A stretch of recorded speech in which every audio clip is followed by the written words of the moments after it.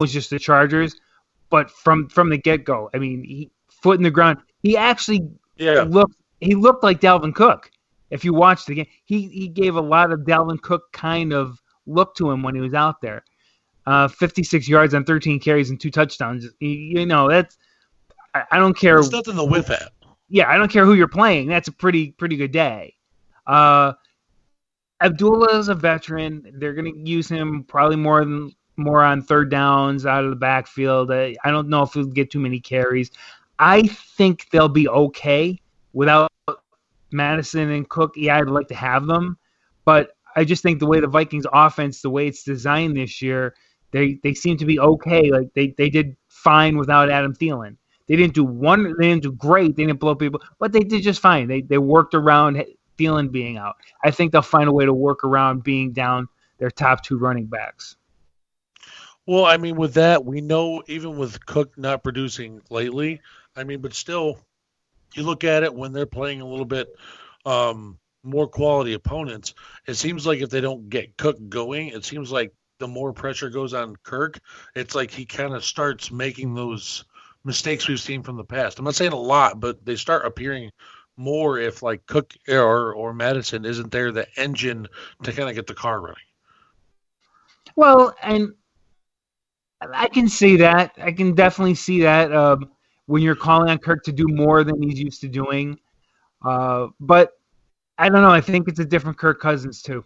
I just other than okay. Well, I'm gonna jump in here because I told you, JB, I was digging up some stats, and it is a little bit of a different Kirk Cousins. And here's what I'll tell you: they are 4th overall, okay, per PFF. This is all per PFF, okay. Yeah. And so they are 4th overall. They're scoring 378 points a game. That's 5th in the league.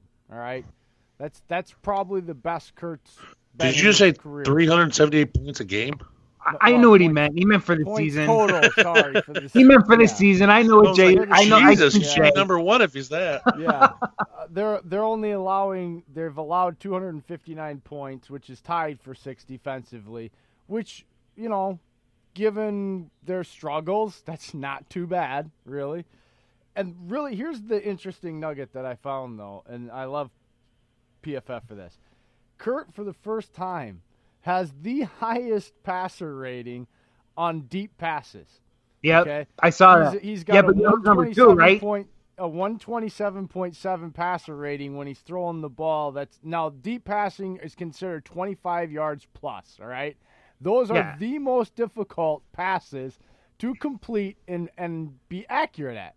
Okay, that's a change from Kurt. Okay, because Kurt has been that intermediate to short guy, true West Coast. That's part of why people pick on him, because when he needed the big play, he wasn't very good at it, right? Not this year. That changes it. Furthermore, Diggs has stepped up. Diggs has gained the most yardage on deep routes in the whole league with a total of 586 yards, and he's tied for 5 touchdowns, of 25 yards or more.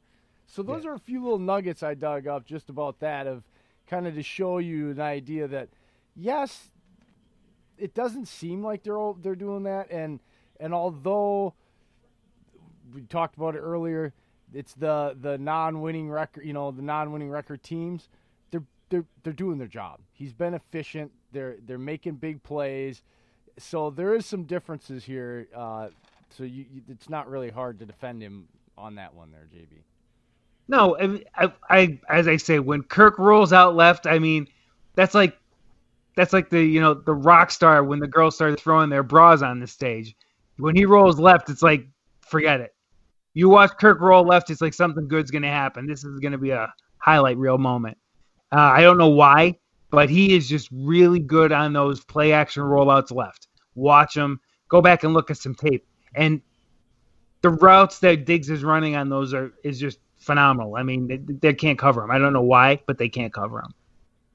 Well, now with that, he has 413 attempts this year. That's 20th. So he's been very efficient. I mean, he's only 20th for attempts, all right? Now, you have to say he's very efficient because in those being 20th in attempts, he's 10th in total yardage for passing with 3,483 yards, 25 touchdowns, tied for 7th, 5 interceptions, which is tied for 26th. His overall PFF grade is 86.1, which is 6 points higher than what Aaron Rodgers is. And his passer grade is 87.9. And, of course, his rushing grade isn't very much. He's not a rusher, 30.5. But, right. Yeah, he's efficient, very efficient this year. He has been. And go ahead, Dave. What's up? Oh, no, I didn't know if Jay was done. I didn't want to interrupt him again. But up, I want to make sure I got those in when they're in the appropriate time. No, so going back to the Dalvin Cook injury, when Mike Zimmer was asked earlier, this really bothered me because we all woke up and saw the message from ESPN, Bleacher Report, about Cook, unlikely to play. And then I watched Zimmer's press conference, and then they're like, yeah, what do you think about Dalvin Cook being announced unlikely to play? Well, I didn't see any report. And I'm like, he's acting coy. I get it.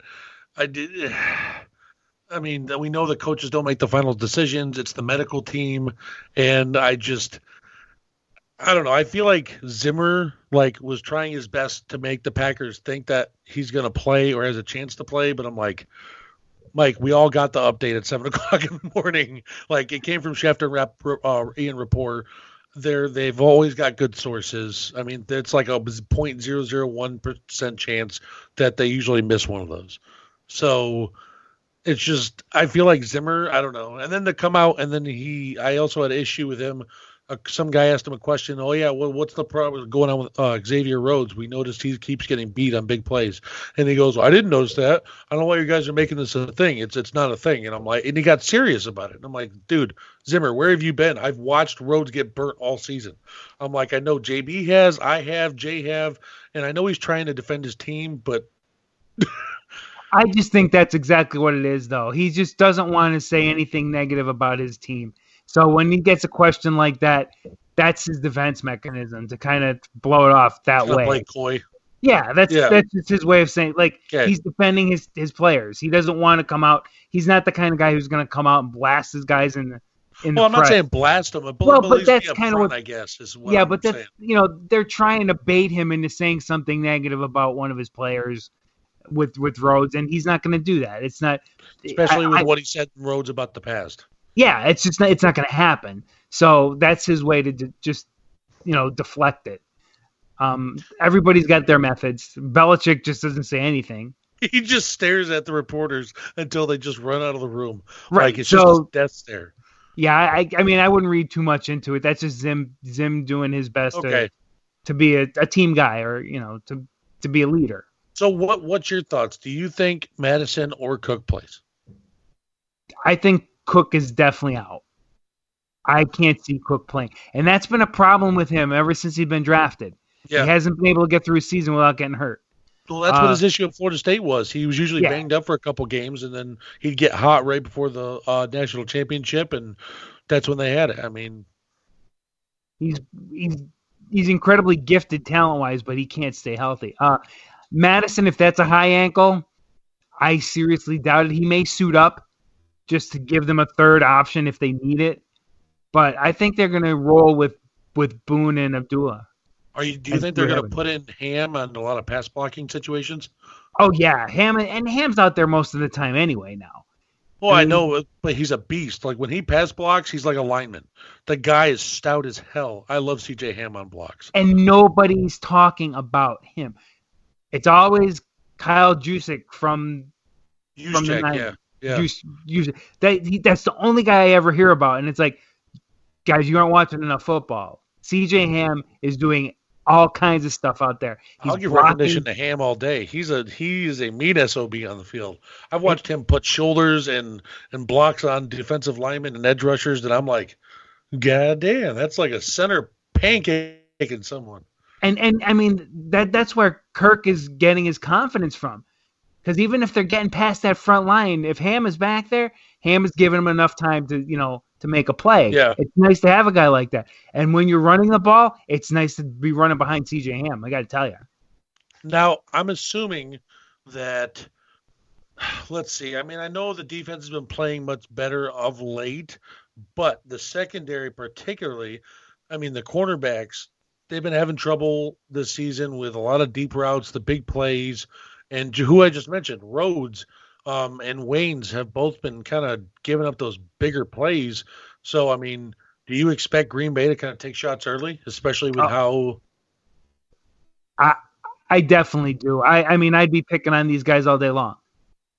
There's not a cornerback out there that gives me any confidence right now. Not one. Not even Hughes. Nope. Wow. Nope. Watch the last few games with you. Hughes is the guy who got beat by Allen time and time again on Sunday. Okay. All right. Well, what about Jaron Kearse?